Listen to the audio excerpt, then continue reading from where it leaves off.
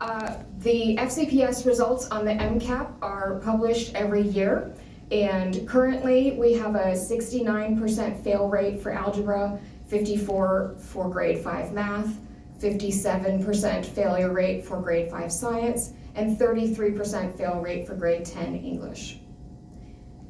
Number 2, is FCPS doing well academically? What are your plans for academics? I don't have a microphone.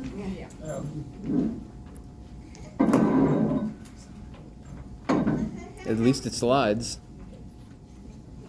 Thank you. All right. There are many outstanding teachers and dedicated staff that work for Frederick County Public Schools, and Frederick schools do perform higher than many other Maryland schools. But over the past decade, we've seen a steady decline in academic performance. In 2024, 68.2% of Frederick County high school graduates couldn't pass their college and career readiness tests. Yet teachers were forced to pass these students anyways. We need accountability at all levels of FCPS. The FCPS budget will be over $1 billion this year, which is more than $19,000 per student. Would you pay $19,000 to send your child to school that fails 7 out of 10 children? If elected, I will put academics at the forefront of every decision. First, we must implement a strong academic and classical curriculum that prioritizes reading, writing, and math while moving away from divisive ideological curriculum. Second, I support expanding school choice and career technology programs, so families have options and schools are encouraged to better serve students. Third, we need to restore structured learning environments, real books, pencils and paper, recess, homework, and clear expectations in the classroom. My goal is simple: every child in Frederick County deserves a school focused on strong academics and critical thinking. Thank you. Thank you, Heather. Next up, we have Maria. Good night, everyone. Thank you so much for being here and for the opportunity to be part of this forum. So FCPS has a lot to be proud of. We have dedicated educators, many strong schools, and a great many students who are doing well. But at the same time, the numbers that we see in this slide tell us that we can do better. We can be doing better. Behind these numbers, there are some kids that need support so that they can achieve their goals in life and achieve their potential. So my approach would be to help FCPS build on what is already working, right? When we look at the average, there are some schools that are doing better than others. How can we bring all of the schools into doing great versus, again, some doing better than others? I also think that consistency matters. Schools do best when educators have clear priorities, manageable workloads, and the support to stay focused on what helps students learn. Strong academic results do not come from constantly changing direction. They come from doing fundamentals well and doing them consistently. Finally, very importantly, I believe families are a key part of the academic equation. Families are key partners for students to succeed. So one of my priorities will be to facilitate families to navigate the system and be engaged in their children's education. Given my background in research, implementation, and teaching at the college level, I think I have the skills to bring our schools to world-class level. Thank you. Thank you, Maria. Next up, we have Sam. You asked whether or not we are doing well. Whether we're doing poorly or whether we're doing well. Whether we are doing the best in the entire country. The answer, what we should do, is strive to do even better. The next year, we should strive to do better than what we're doing this year. Regarding what my plans are, I spent an entire career, now I'm retired, in nuclear engineering. I saw the nuclear field in the United States lead the world to the point where it trails the world. And I know what it takes. I've been exposed to the most complicated, and vast industry, and I know what it takes to lead in technology. And I want to make sure that regarding engineering and technology, that children are exposed to it. I got exposed at the college level and got inspired, No reason why that can't happen at the high school level. Thank you. Next up, we have Jeff. Good evening and thanks, Better Maryland Schools, for having us tonight. People ask a simple question: is FCPS doing well academically? The honest answer is we have great teachers and we have bright students, but the results are not consistent enough. We've seen that tonight. In some classrooms, students are thriving, in others, too many children are falling behind in basics: reading, writing, and math. Parents don't judge a school system by its best classrooms. They judge it by whether their child is learning and keeping up. My focus is simple: results, not rhetoric. First, replicate success. As I spoke about at the BOE meeting last month, find those little pearls within the Frederick County Public School System, recognize them, and say, let's recreate this elsewhere within the system. Secondly, return to the fundamentals: reading, writing, math, science, and history. If students master those, opportunity follows. Just the facts and no agendas. Third, use proven instructional methods that help students actually learn and retain knowledge. And finally, be transparent about results. No secrets, so parents know clearly whether the system is improving. Frederick County has everything it needs to be one of the best school systems in Maryland. The goal should be simple and clear: every student in every school achieving academic excellence. Thank you. Thank you, Jeff. Now we have Tyler. Good evening. I'll echo kind of the same sentiments as everybody in saying that we clearly do have very dedicated teachers here at Frederick County. We have strong schools, but we have to be honest about these results.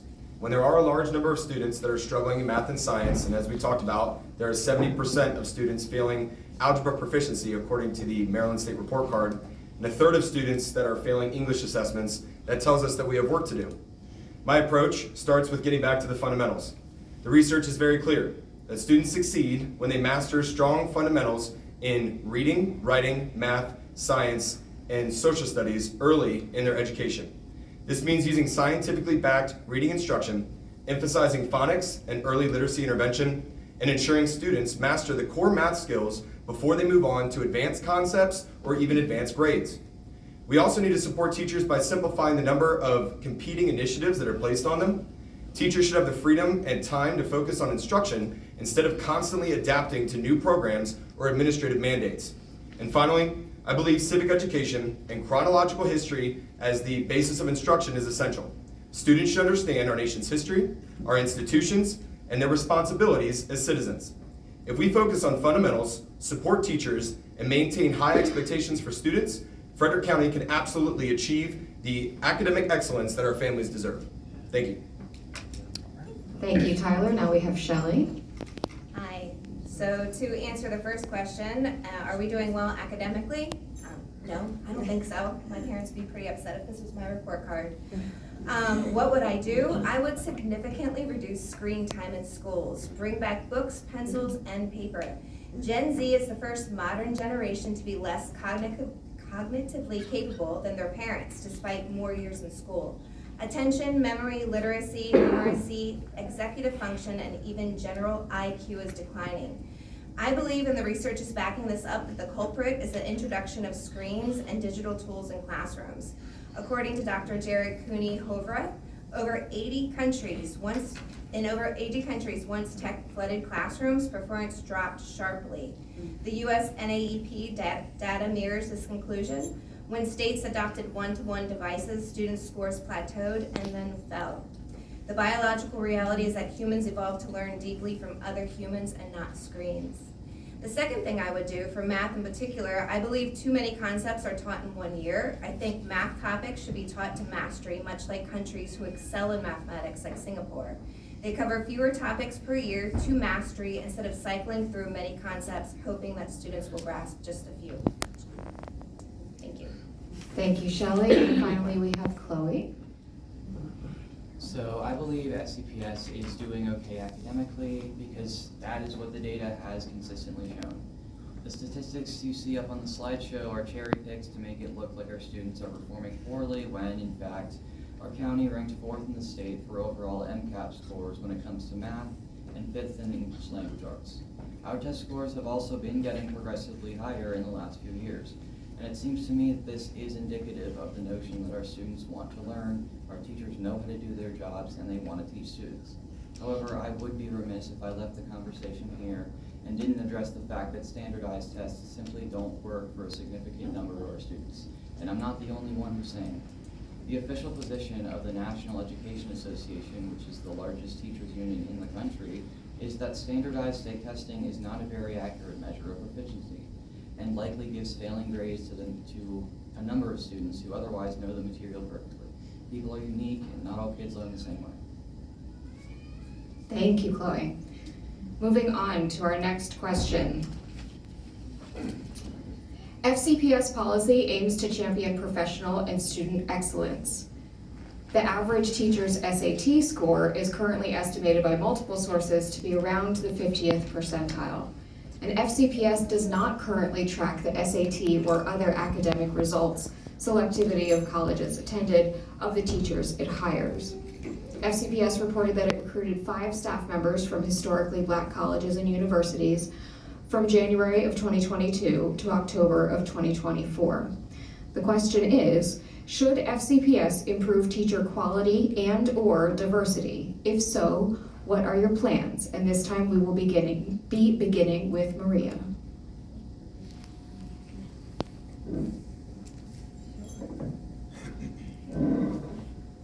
Thank you. I think FCPS should continue working to strengthen both teacher quality and workforce diversity. Diversity, of course, is critical because it's important for students and the student body, diverse student body that we have to feel reflected in the teachers. In fact, 21% of our students are Latinos. And I don't know what the statistic is for Latino teachers, but it's probably less than what we have for African American teachers.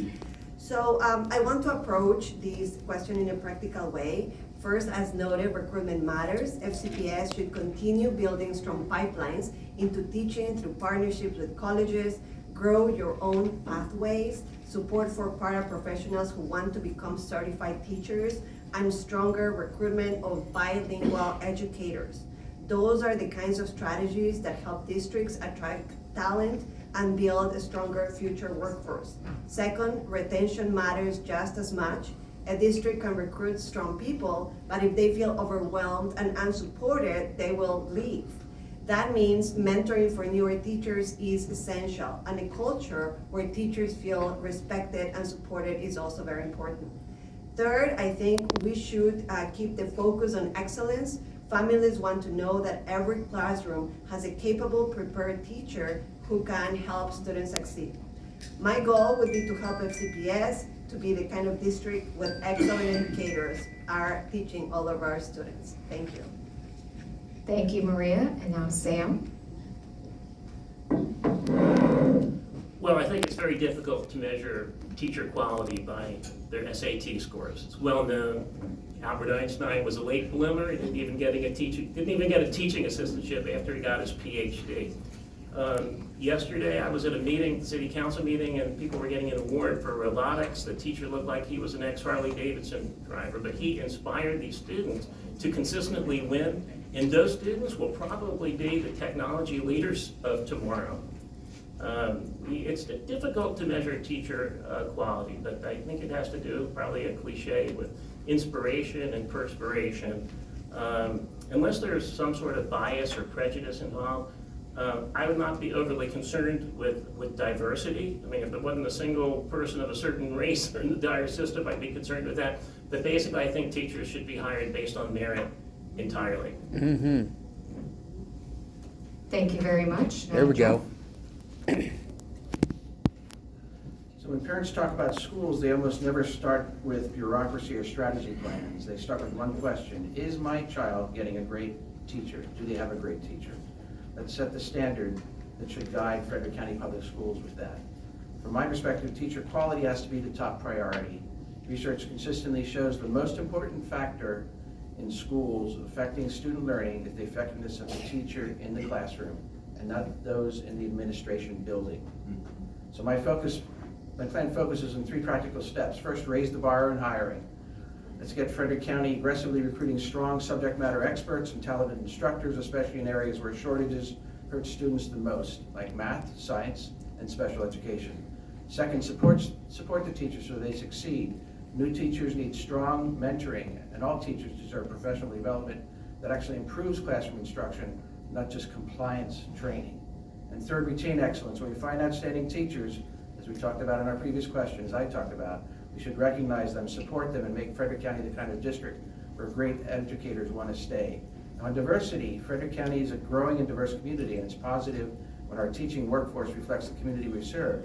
But as much, we need to be reminded that parents care about outcomes, reading, math, and whether their child is learning. So the principle is hire the best teachers, support them well, and keep the great ones. Because when the focus stays on teacher quality and student results, every child in Frederick County benefits. Thank you. Thank you very much. Now we have Tyler. All right, so I think that every parent wants great teachers in their child's classroom, right? The best way to improve that outcome is to recruit and retain excellent teachers who are passionate about their subject and committed to success. I wrote a lengthy letter to the board when I resigned, and you're all welcome to come hear about it tomorrow night at our Slate kickoff event. But between pay issues, classroom discipline concerns, administrative support, peer collaborations, class sizes, additional instructional aids, continued education incentives, the list goes on and on. There are clear areas of improvement that will make FCPS a more appealing place to work. Teacher quality starts with supporting teachers. Frederick County already attracts many talented educators, but we can improve on retention by giving teachers what they constantly ask for. More planning time, less administrative burden, strong discipline in the classrooms, and leadership that trusts their professional judgment. I believe that we should recruit broadly and welcome talented educators from a wide range of backgrounds and institutions. But hiring should always prioritize merit, subject mastery, and a commitment to students. We should seek out a diversity of thought and practice, and that should be our focus. Teachers want to work in schools where they feel respected, supported, and able to teach effectively. When we create that kind of a professional environment, we naturally will attract teachers to keep them here instead of losing them to neighboring school districts. Our goal should be very simple. Every student deserves a knowledgeable, capable teacher who loves what they do. Thank you. Thank you very much. Now we have Shelley. Hello. So I said, I believe that if we offer more competitive pay, benefits, and working environments where teachers feel supported and appreciated, we can attract and retain higher quality teachers and hold them to higher standards. I do not believe that gender or race plays into the ability to teach well. In my educational career, I've had excellent teachers of a variety of races and both genders and was able to learn from them equally well. Research backs this claim. Thank you very much. Now we have Chloe. FCPS must improve diversity when it comes to hiring teachers. A survey given to students and staff by the county in 2023 shows that 85% of teachers are white, a number significantly higher than 50% of students that are white. We desperately need more equitable hiring practices, as minorities are put in a situation where they're much less likely to be able to get hired than cishet white teachers are. DEI is not about replacing everyone with underqualified staff. It's about leveling the playing field.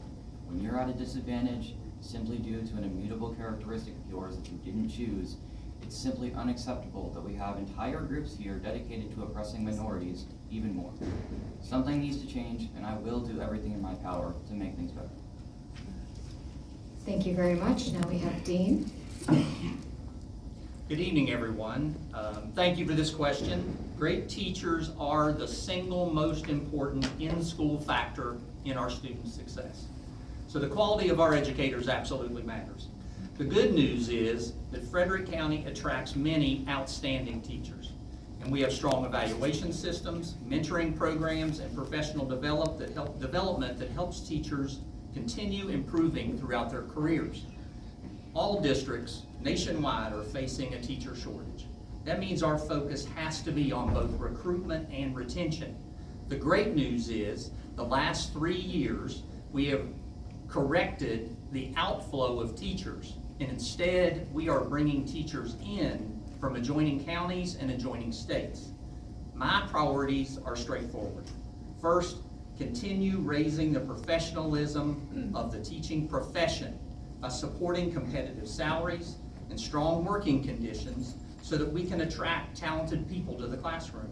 Second, strengthen teacher preparation partnerships with colleges and universities so new educators enter the classroom ready to succeed. And third, recruit broadly so that we're drawing from the widest possible pool of talented educators. And when we do that, students benefit from having great teachers who bring experiences and perspective into the classroom. At the end of the day, the goal's simple.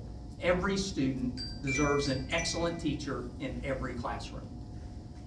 Thank you very much. And finally, we have Heather.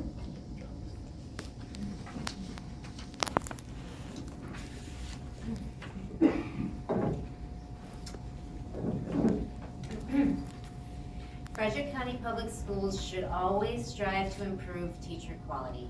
Our students deserve highly skilled educators who can challenge them academically and inspire a love of learning. While diversity among teachers can bring different perspectives, the primary focus must always be on excellence in the classroom and the ability to teach core subjects effectively. If elected, my plan is to prioritize teacher quality.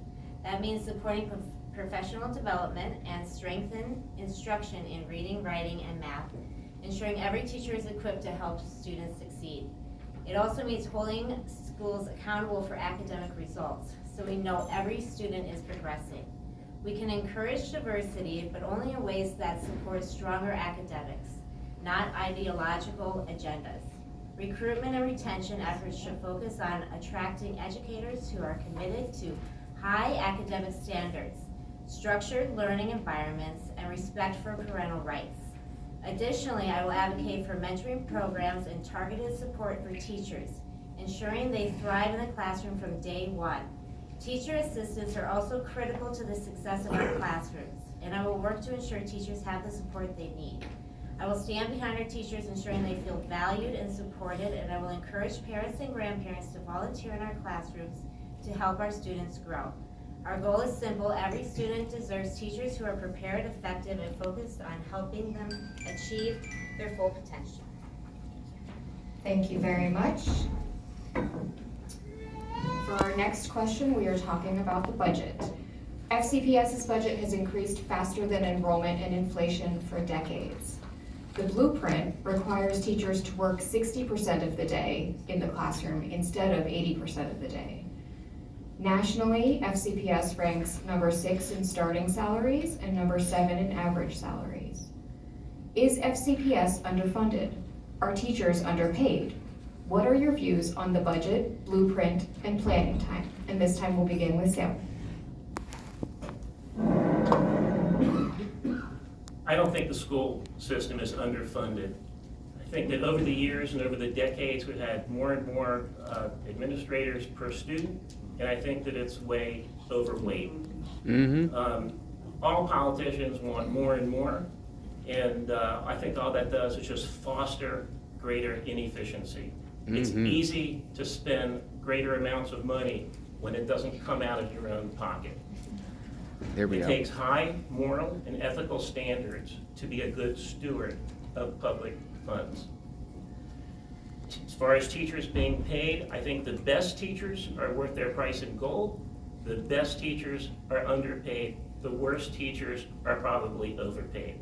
As far as the blueprint, It's true. as far as the blueprint that you mentioned, I have to Google that and find out some of the details, and that's actually a pretty vast program. There's a lot of different parts to it, and I think it actually is a good program. You picked out a certain aspect of it, which is the amount of time, hours during the day that teachers are supposed to work. It does seem kind of low. I would be perfectly fine with some compromise position in that, and to evaluate it after a year and see how that worked out. Did it improve things, not improve things? 60% sounds low, 80% might be a bit high. Maybe cut the difference in half. And then see how it works, and then reevaluate after a year or so.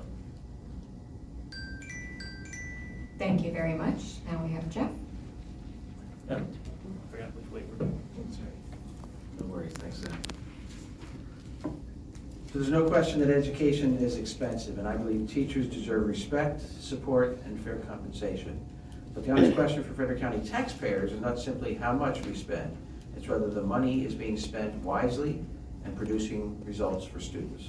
Frederick County Public Schools now operates with a budget well over $1 billion. That's a significant investment by our community, yet many parents still feel that their voices are being ignored Teachers say they are overwhelmed, and we continue to see academic gaps, as we pointed out tonight, that haven't closed. So the problem isn't just funding, it's focus, priorities, and accountability. And teacher pay, we should absolutely remain competitive so we can recruit and retain great educators. I think we've all agreed on that tonight.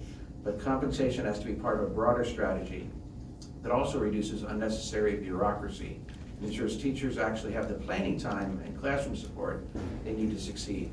The Maryland Blueprint for Maryland's Future brings major new mandatory and spending requirements. But some parts of the blueprints, like stronger teacher development, do have merit. But it also imposes rigid structures and costs that local school systems must manage carefully. My concern is that too much of the funding ends up in administrative compliance instead of directly helping students and teachers in the classroom. My approach is straightforward. First, protect classroom instruction as the top priority. Second, ensure teachers have meaningful planning time and support. Third, bring stronger transparency, love that word, to how education dollars are spent. Parents, voters don't just ask, how much are you spending? They ask, what are we getting for it? That's the standard I will bring to Board of Education. Respect for teachers, focus on students, and demand accountability for every dollar entrusted to our schools. Thank you. Thank you. Now we have Tyler.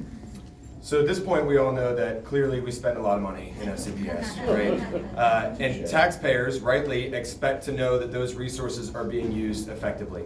That's why our slate especially is all about transparency. The conversation shouldn't simply be about spending more or less, it should be about spending wisely.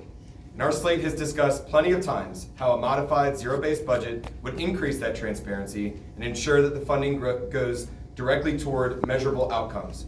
Jeff is going to take us up on that. He's our expert on all things budget, so he'll be your guy. Direct all questions to him. I believe teachers deserve competitive pay, and compensation should remain a priority in the budget.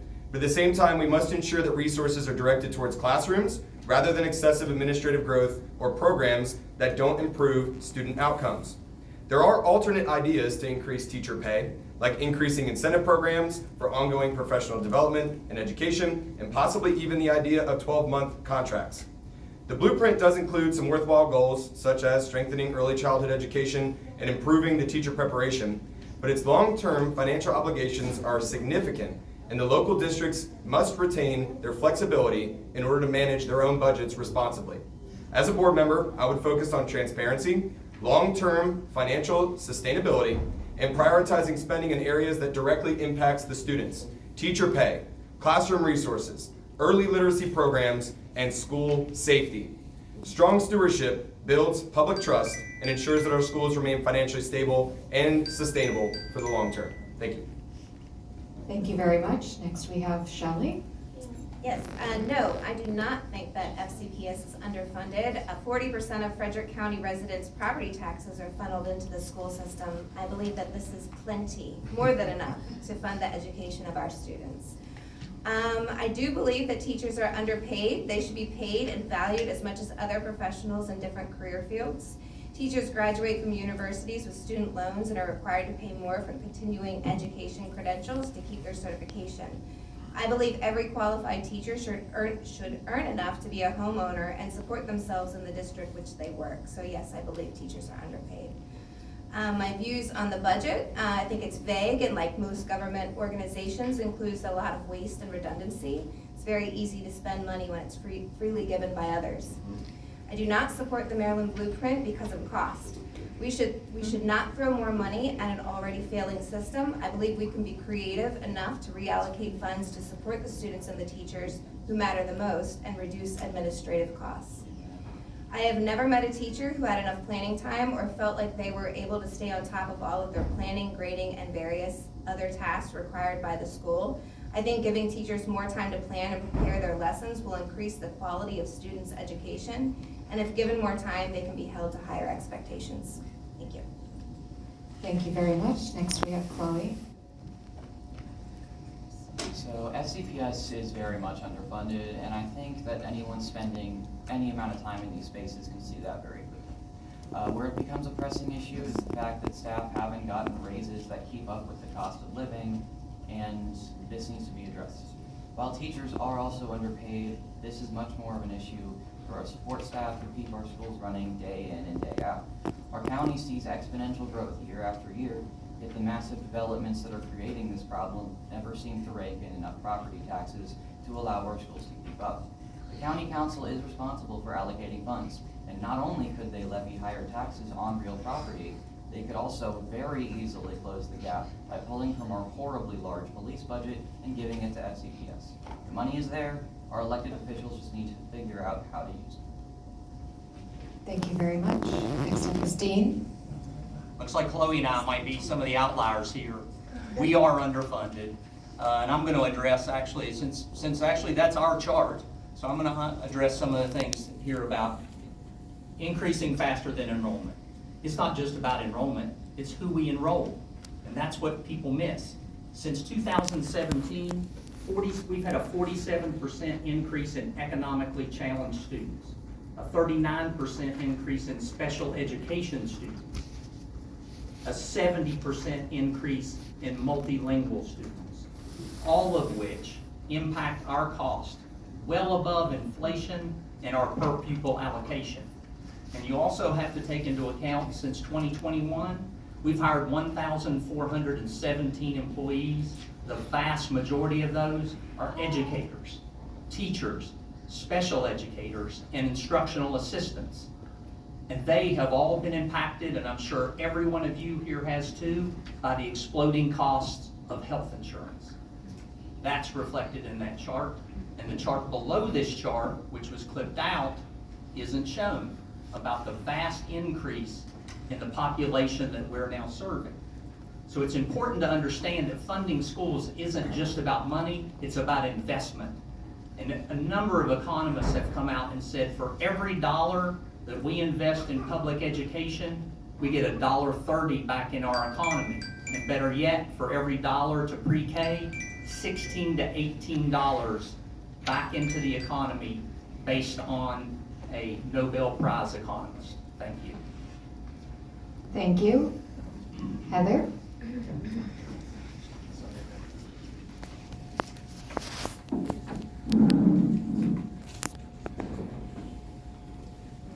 No, I do not believe FCPS is underfunded. Like I said, this year we will be spending over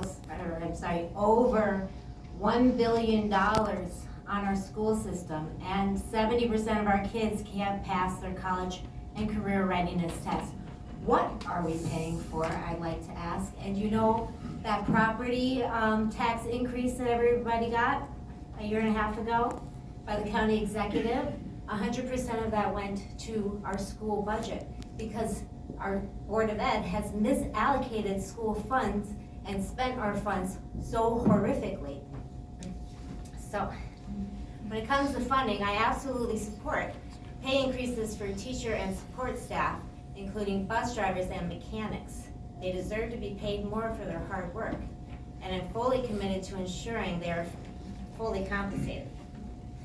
The reason the budget is so tight and why FCPS has not been able to pay its teachers and staff what they truly deserve is because of the massive growth in the FCPS administration over the past 10 years. Since 2017, FCPS has seen its administrative staff grow by over 20%. That is not teachers. That's not bus mechanics. That's not bus drivers. That's not lunch and recess duty workers. It's not teachers' aides, special ed aides. No, it's administrators. Thank you. Thank you very much. And finally, Maria. Thank you. Okay, maybe it's the question of underfunded versus overfunded. I think I will probably be on the underfunded group here. Costs have risen tremendously. How many of us are paying higher rent? How many of us are paying higher at the grocery store? How many of us have seen the price of our houses increase by how many hundred price? We know this, we see this. And the costs are, and the number of children coming in are not going down, but it's going up. So that, I think, is a critical consideration. So in that sense, but you know, the real question, rather than just putting underfunded versus overfunded, is are we investing wisely? And that's, I think, the main question we should be asking ourselves. I believe strong schools require real investment, and I also believe it's important to be responsible with taxpayer funding. My priority will be to protect spending closest to the classroom, strong teacher and staff, instructional materials, special education, which is very expensive, and the service students and families rely on every day. I would also want us to regularly examine spending further from direct instruction to make sure resources are being wisely and that ultimately are benefiting our students. On compensation, I think the key issue is whether FCPS is competitive enough to recruit and retain strong educators and staff in this region, which, we live in an expensive region. And if we want excellent schools, we need to retain high caliber educators. And I didn't get to the blueprint, but just to know it is a state law. We can think all what we want about it, we have to implement it. Thank you. Thank you very much. Our next question is about parental rights.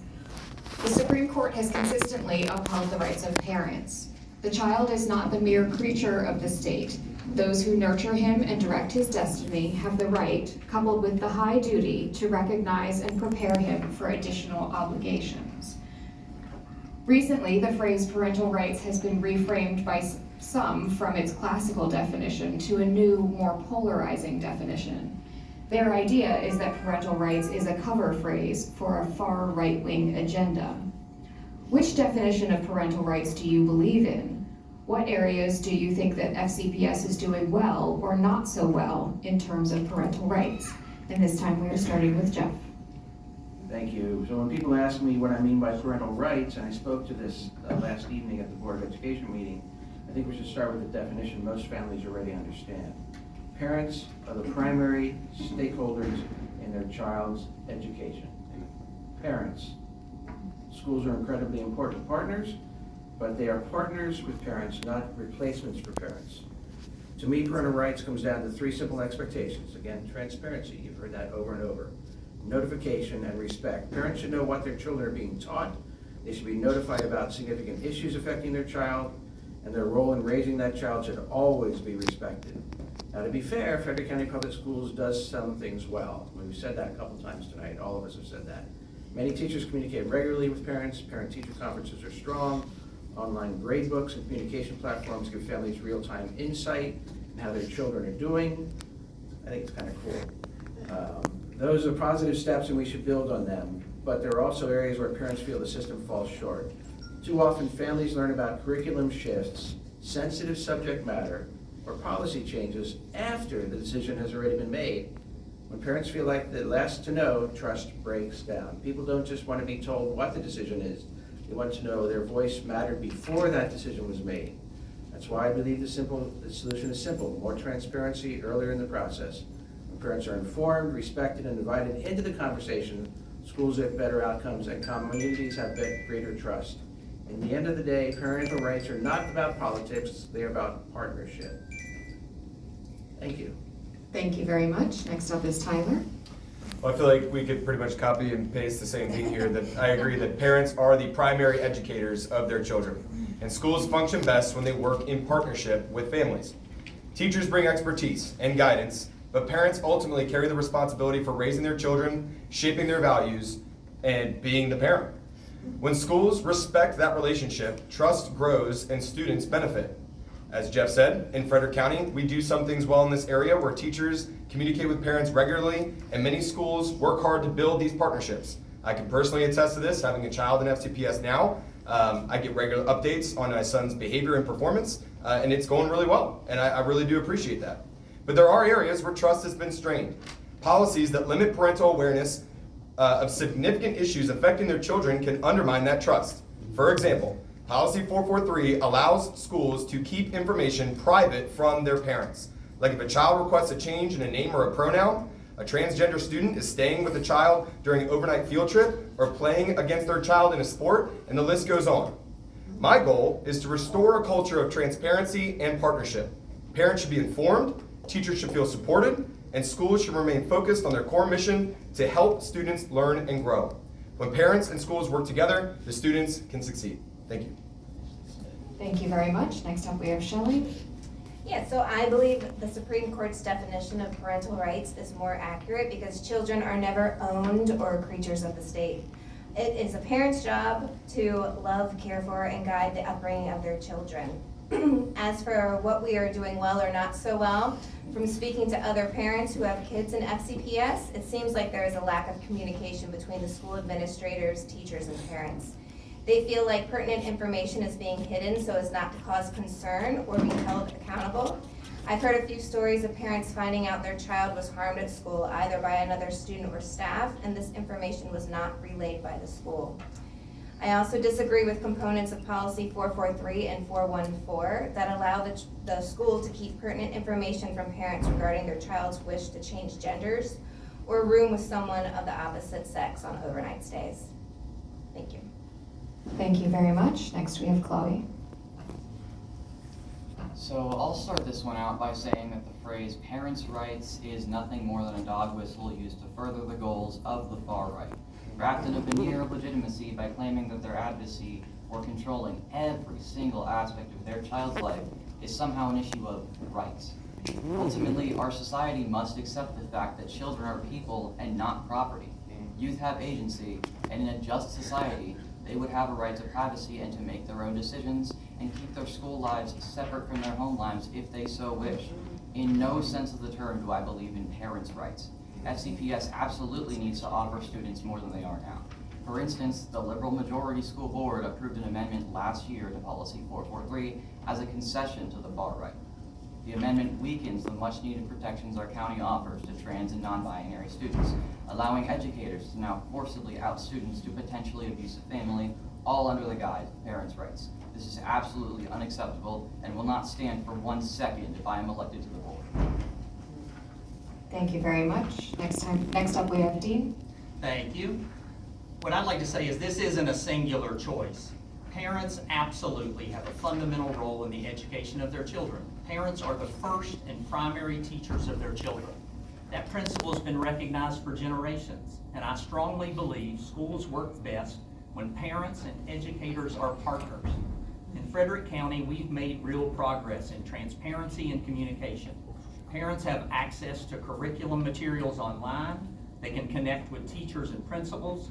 Organizations like our PTAs and advisory committees give families meaningful ways to be involved in their schools.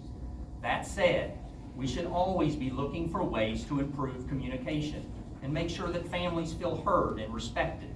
That's one of the reasons why 2.5 years ago I introduced community listening sessions as an idea to broaden our connection with our community. As a matter of fact, 2 weeks ago at Tuscarora High School, we had nearly 100 community members turn out. For me, the goal was not to turn parents and schools into opposing sides. The goal is partnership. When parents are engaged, educators are supported, and students have the opportunity to learn in safe and welcoming environments. When we focus on partnership, our schools and our students are stronger. Thank you very much. Next up we have Heather.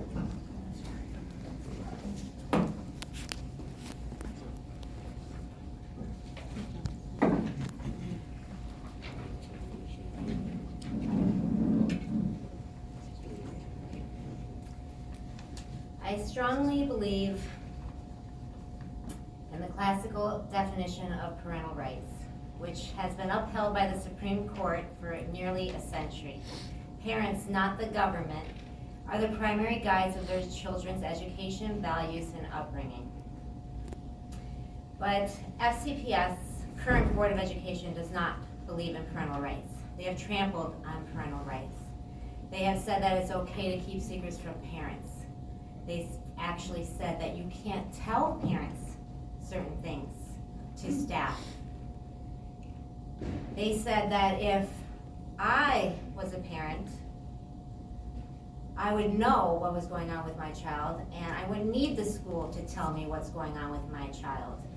But when your children were in school, teachers didn't keep secrets from parents, and they didn't let boys go on overnight stays with girls. And when you go to the Board of Education building, their bathrooms say men and women. But in the new elementary school at Valley in Jefferson, it says student.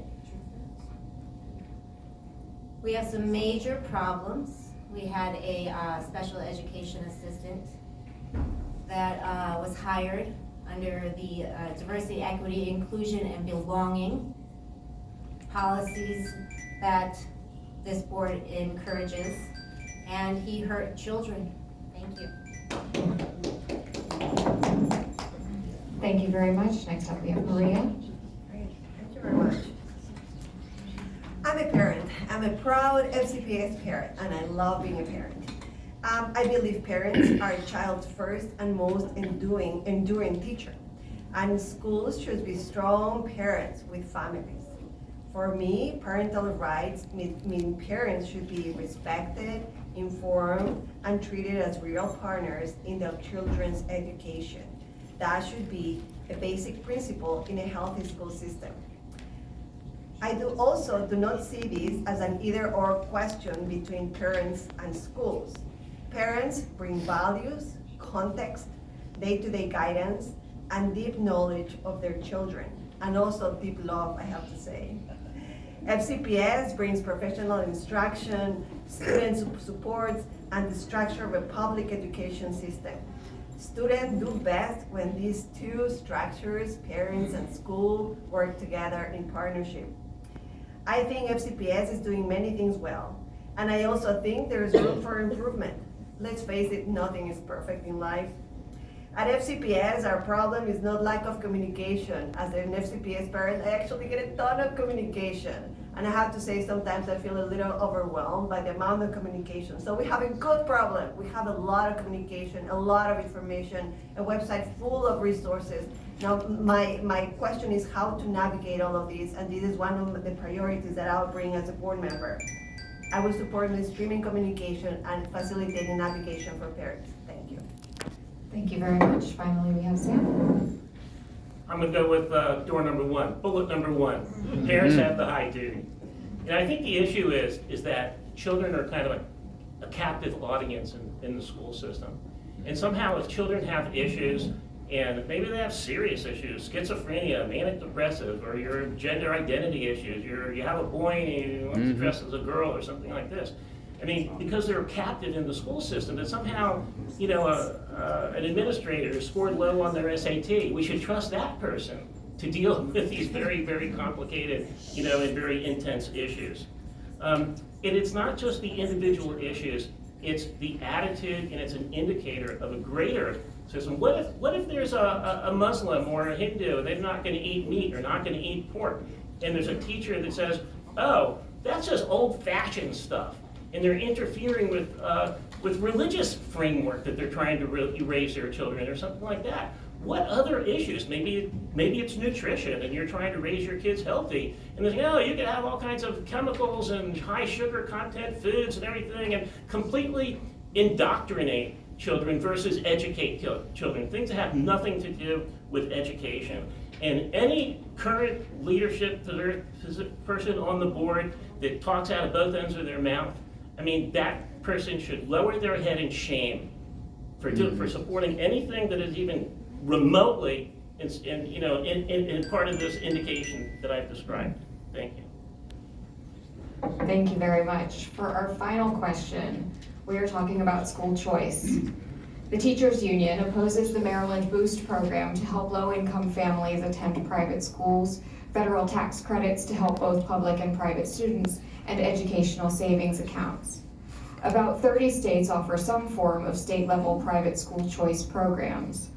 Maryland's charter school law has consistently been ranked by multiple independent organizations as among the weakest in America. What role, if any, do you believe school choice plays in improving education? What changes would you support making to Maryland's school choice laws? And this time we're starting with Tyler. All right, so right off the jump, what role? A significant one. School choice recognizes an important reality that we all know. Children learn differently. Every child learns differently.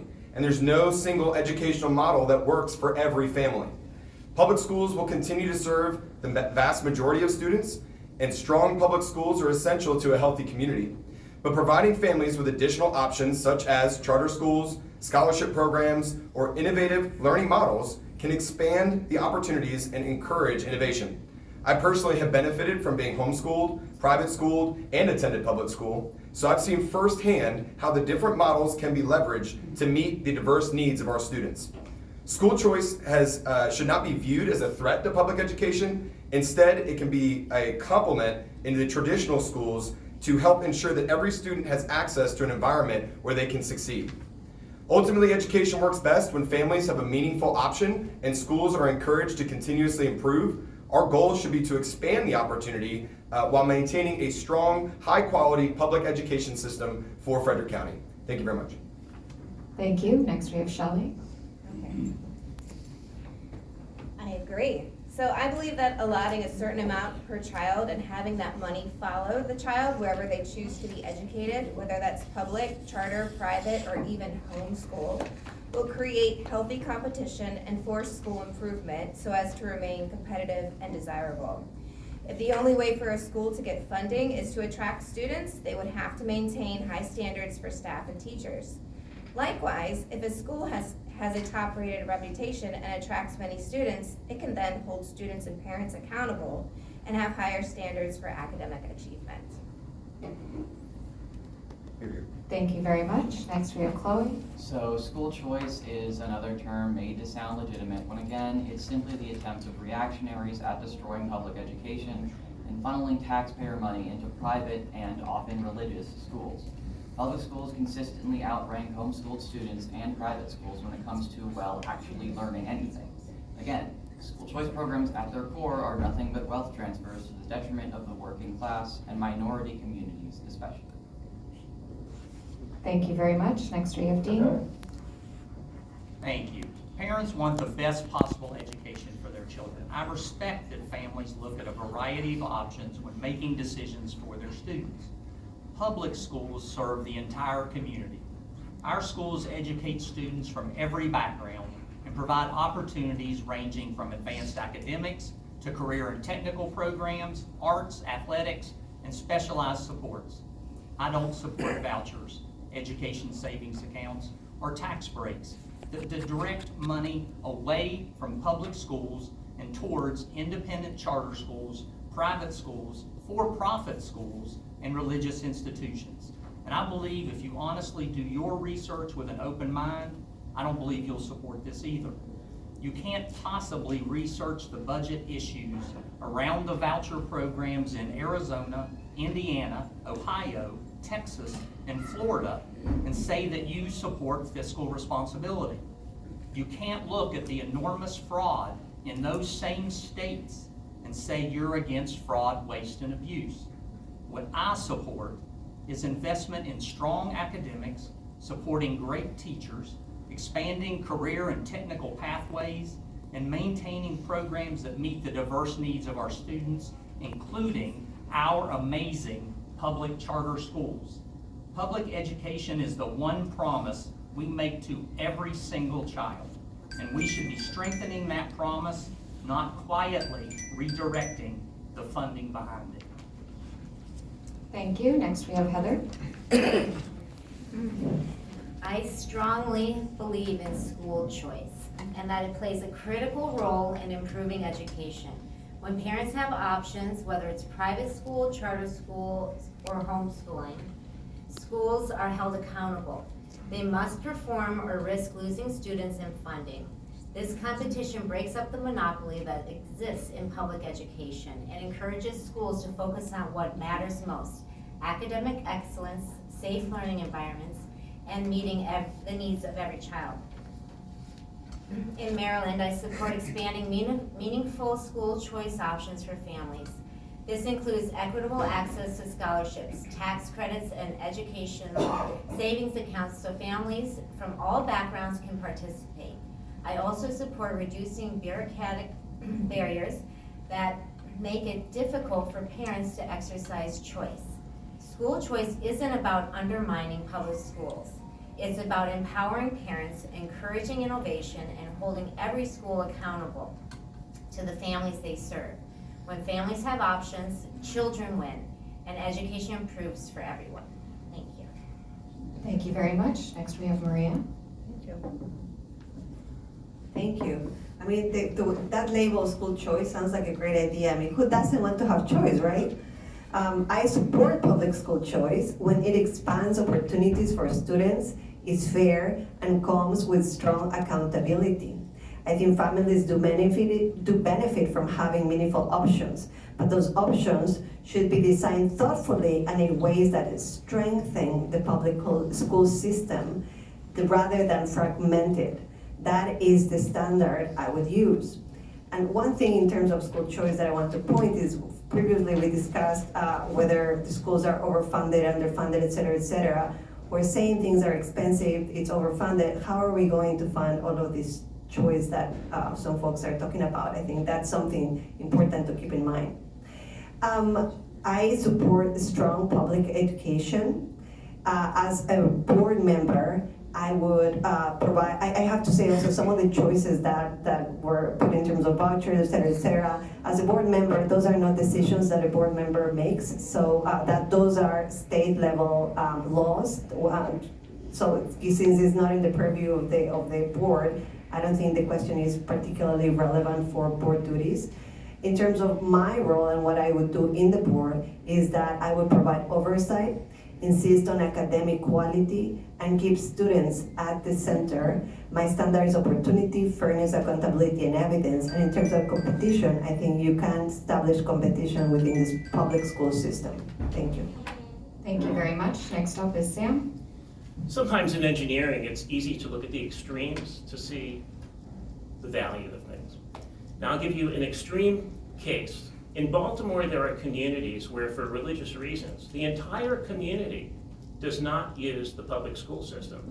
And collectively, tens or maybe hundreds of millions of dollars of taxes are paid into the system. Mm-hmm. Are people saying that you shouldn't, get some sort of dispensation, some sort of compensation back to help pay for your private school system? Are they supposed to be paying for the school system but not using it? Well, obviously, if you're paying taxes, you deserve to have something for it. I mean, maybe there's some sort of formula, sort of like the tax code. If you have so many children, it should be in your compensation. If you want to send them to private school, it could be inversely proportional to the number of children and proportional to the taxes. Naturally, people involved in public school systems now have sort of a negative view of private schools. I'm definitely in favor of deferred saving income accounts and that sort of thing. Obviously, education's a noble cause. If there's anything that deserves to be tax deferred, it's an education savings account. As far as charter schools, it's part of Maryland, and the school system does exercise some dominion over the charter schools, but at the end of the day, we don't get involved in their charter. The charter schools determine their charter. So I think that while it's important to have opinions and so forth and to be involved in as much as we can, it's sort of somewhat of a distraction. Thank you. Thank you very much. And finally, we have Jeff. Thank you. So school choice is very important to us. We have 3 children. One graduated from private school here in the county, and 2 initially went there, and then they transferred to public school. So we've seen both sides, and certainly from my perspective, the goal of school choice is not to weaken public education, it's to strengthen it. FCPS does many things well. I've said that several times tonight. I want to make sure that's heard. And I want our public schools to be the first choice for families, but the reality is that different students learn differently. Some thrive in traditional classrooms, others in career tech programs, charter environments, or specialized academies. A healthy education system recognizes that diversity, and allows families to find the right fit. Again, families, that means parents find the right fit. Maryland school choice laws are currently very restrictive, particularly when it comes to charter schools and cross-district enrollment. I would support carefully expanding high-quality public charter options with clear academic accountability and strong transparency for parents. I would also support greater flexibility for specialized programs like STEM academies, trades, and career pathways so students can pursue the education that best prepares them for their future. And here's the key principle. Choice should empower parents while maintaining strong standards. If a school receives public dollars, it should deliver measurable academic results and operate with full transparency. It's often said that people respond strongly to the phrase, parents deserve a voice. School choice done responsibly is simply that principle in action. It's about giving families a voice, creating innovation inside the system, and ensuring that every child, not just those who happen to live in the right zip code, have access to great education. Thank you very much. We're going to finish up with closing statements from each candidate. The question is, what would you like to say about yourself, your campaign, or your positions? We're going to continue in the order that we've been going in. So first up, we will have Shelley Potter. All right, so I am a veteran educator. I spent 15 years in the school system, both in the United States and abroad. I taught in Montgomery County, Washington, D.C., United Arab Emirates, and Oman. In 2015, when I left the United States, I was working in Montgomery County, which is a much more progressive county than Frederick, so I thought, and there was no such thing as gender ideology in 2015. So I went abroad, and I came home in 2020 and taught in DC, and what I saw was shocking. That I felt like the standards were higher in the Middle East, where kids were all second language learners. These kids couldn't read or write, they couldn't do math, and what I really saw was we weren't allowed to teach them the skills that they needed to be successful. We were focusing on racial oppression and different ideologies. We were making these children angry, but not teaching them phonics. And I come up here to Frederick, and it seems like it's even worse. Right now, there's a test, an international test called the PISA test, which is a standardized test that countries choose to enroll in. And right now, the last one, there was 81 countries that were enrolled in this test. I think all the students were 15 years old, so 10th grade. And we scored 33 out of 81 in English. Yet, we spend more than any other country per student for education. I find this embarrassing. I really do. I find it embarrassing in English. And there are many developing countries above us. So the reason why that I am running for the school board is because I feel like we need to return to academics, leave the ideology at home. We're not teaching the Quran in school. We're not teaching Hinduism in school, and I don't believe that we should be teaching gender ideology, have any books that have sex in school beyond 9th grade biology. So that's why I'm running. Wish me good luck. Thank you very much. Next up, we have Chloe Celeste. Just want to say thank you all for listening to me tonight. I know that running for office at the age I am is a little unusual, and I know that I'll have to work twice as hard just to be taken seriously, but I decided to take this on because I felt as though I had no choice but to run, because I really do deeply care about the lives of everyday FCPS students, and it seemed that no other candidate could offer the same perspective. I'm coming from a very unique situation in that I have the resources to make this campaign. Frederick County needs someone who legitimately holds the interests of our youth, and I intend to fill that void. Thank you very much. Next up, we have Dean Rose. Thank you, everyone. Over the course of tonight's discussion, we've talked about academics, teachers, budgets, parental rights, and school choice. Those are all important conversations, but I believe they point to a bigger truth about public education. I think most of the people in this room actually agree on the most important things. We want strong schools. We want great teachers and children who are prepared for the future. And strong schools are built on partnership. Serving on the Board of Education has taught me something important. Strong schools don't happen by accident. They happen through partnership, responsibility, and leadership. Parents deserve to be engaged and informed in their children's education. Teachers deserve the respect and support needed to do one of the most important jobs in the world. Students deserve classrooms that challenge them and prepare them for the future. And taxpayers deserve responsible stewardship of the resources they provide. Those goals are not in conflict. In fact, they depend on one another. Frederick County Public Schools serves tens of thousands of students every day. Our graduates go on to college, careers, the military, and public service. That success happens because educators, families, and communities work together. As a member of the Board of Education, my focus has always been strengthening that partnership, supporting strong academics, supporting our teachers, listening to families, protecting students with safe and respectful learning environments, and making responsible decisions that keep our schools strong for the long term.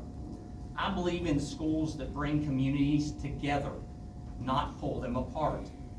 Strong communities build strong schools, and strong schools build the future of our community. Thank you. Thank you very much. Next up, we have Heather Fletcher. Well, that's a tough speech to follow. I agree with a lot of what you said, Dean, but I know what's really been happening behind the smoke and mirrors of the school you work for instead of the school you protect us from. What happens is that diversity, equity, inclusion, and belonging is prioritized over a curriculum that is promoting academic excellence. We have spent millions and millions of dollars replacing a curriculum for a subpar curriculum that they knew would be subpar because the people that make the curriculum, the publishers, they didn't really want to get into this realm. They were afraid. So there was a very small amount of publishers that got into the gender ideology realm, and you would only have a small pool of curriculum to choose from. And they said, you know what, that's okay. We're gonna pay for that. We know it's subpar. We know it's gonna harm our children, and we're gonna do it anyway. Another thing that they're doing is social emotional learning when our kids cannot add, subtract, they can't read, they can't write. They put Chromebooks in front of them all day with QR codes that are linked to counselors. Parents have no idea about it. 12-year-olds in this state can consent to their own mental health. Parents don't know about it. Secrets are held and kept from the parents. This is done in the dark, and you have trusted adults is their favorite word. You want to trust these adults. They're your new parents. It's driving a wedge between the parents. I don't think you really do foster parental involvement. And I don't think you have our best interests of our kids at heart when you have very obscene books, the most horrific books I've ever read in our school libraries. So anyway, thank you. I'm running for Board of Ed, Heather Fletcher. Thank you. Next, we have Maria Carrasco. Thank you very much. I'm running for the Frederick Burr of Education because I care deeply about the future of our children, our community. My professional background is in public health, research, implementation, and college teaching. I teach at Johns Hopkins. For more than 2 decades, I have helped institutions improve outcomes, use resources responsibly, and serve communities more effectively. I have also taught for many years, and that experience has strengthened my belief that good leadership starts with listening, carefully asking questions, and staying focused on students. I'm also a parent, a volunteer, and a longtime Frederick County resident. About 21% of FCPS students are Latino, and in a pluralistic society, representation matters. I would bring a valuable perspective to the board as someone who is multilingual. I speak Spanish and Portuguese and English. An immigrant. I was originally born and raised in Ecuador, and as someone who understands how important it is for families to feel respected, informed, and able to engage. And in terms of the importance of merit, I do hold 2 masters and a PhD from top 10 institutions in the United States. So hopefully merit will help me win this race. My priorities are clear. Stronger student outcomes, stronger support for educators, stronger partnerships with families and responsible steward of taxpayer dollars. I am running to help strengthen a school system that families can trust, educators can thrive in, and students can succeed in. I would be honored to earn your support. Thank you. Thank you very much. Next, we have Sam Rosenblum. I'm new. I don't claim to be an expert in every issue that will come before the board, but I don't think that should be the goal. The board consists of several people, a bunch of people, and each person brings a certain quality, certain experiences, and that diversity makes the board stronger and makes it smarter. I was exposed to the biggest industries in this earth. Recently completed consulting in Piketon, Ohio, and I know what it takes to be competitive. I have seen the competitive industry in engineering go from one extreme to the other. Who will command the technology leaders of tomorrow? Mm-hmm. More than likely, they're going to be speaking Chinese.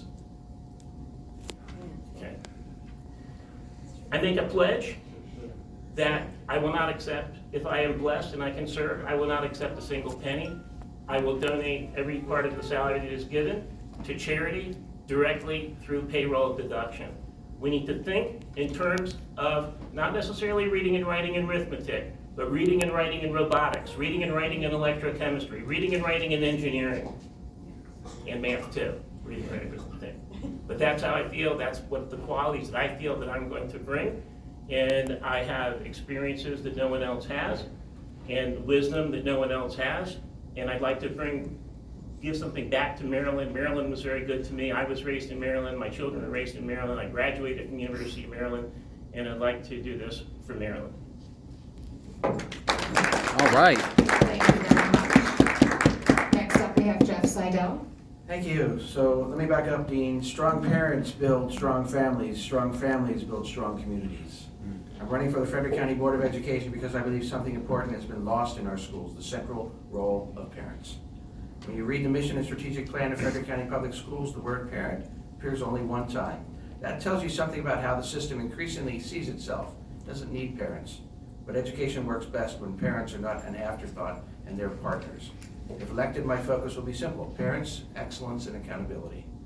First, parents, as we've said, it's been said a couple times tonight, are the primary stakeholders of their children's education. Second, we must restore a relentless focus on academic excellence. Third, the Board of Education must provide real accountability, not just talk about it. Taxpayers invest billions in public education. The question is not simply how much we spend, but whether we are achieving the results, the so what, as I like to call it. The community deserves transparency, clear priorities, and policies that are actually enforced. The campaign is not about ideology, it's about common sense. Parents want safe schools, strong academics, and a school system that listens to them. As I talk to parents around town, I say what's working, and I say what's not working. As I talk to students, I say what's working and what's not working. If all you say is what's working, you never hear about what's not working. At the end of the day, educators are not just about preparing students for college or careers. It's about preparing them to become thoughtful citizens who can contribute to their communities and to our country. One of the most meaningful quotes in my run for BOE has been attributed to President Abraham Lincoln. The philosophy of the classroom in one generation will be the philosophy of government in the next generation. That keeps me up at night and motivates me to press on to make a difference for parents, students, and teachers. Come join me in this adventure. I am a trusted traveler. Thank you. Thank you very much. And finally, we have Tyler Walker. All right, well, thank you. I want to thank Better Maryland Schools for hosting this forum and for encouraging a thoughtful discussion about the future of education in Frederick County. Now, Chloe brought up ideas of perspective, and I want to bring up the fact that my path to this forum has been shaped by service. I'm a former public school teacher, including here in Frederick County, a father of 3 young children, and an Army officer who has spent more than 15 years in the Army National Guard, including a deployment overseas with NATO. And now I currently serve as the senior platoon trainer for the Maryland Officer Candidate School, where I plan to manage an intensive 1.5-year-long course teaching Army leadership to aspiring officers. Those experiences have taught me something very important. Leadership is about responsibility, accountability, and preparing the next generation. And we've talked about this a lot. Frederick County has many dedicated teachers and excellent schools, but we also face serious challenges. Too many students are struggling with the fundamental academic skills, and teachers are being asked to manage increasingly complex classrooms while navigating constantly changing incentives. And trust between families and the school system has been strained. My campaign is focused on restoring 3 things that every successful system needs: strong academics, safe and orderly classrooms, and a genuine partnership with parents. That means focusing on the fundamentals: reading, writing, math, science, and civics, and robotics. It means supporting teachers so they can spend their time teaching rather than managing chaos. It means increasing visible SROs, enhanced security methods, and promoting active and nutritious lifestyles so our students can be safe and healthy. and it means ensuring that parents remain the respected partners in their children's education. Education should prepare students not only for careers, but for citizenship and leadership. If we work together with that goal in mind, Frederick County can build a school system that serves students, supports teachers, and earns the trust of families across our county. If you want to learn more about this, please see me after. We're having our campaign kickoff tomorrow night. We'd love to see you there at Dutch's Daughter. Thank you very much. All right. Thank you very much. I want to say a big thank you to all of the candidates who came tonight. We very much appreciate your time and being able to hear all of your different perspectives. And so thank you. And we know that running for board is a big undertaking. So we wish the best of luck to every single one of you. Thank you.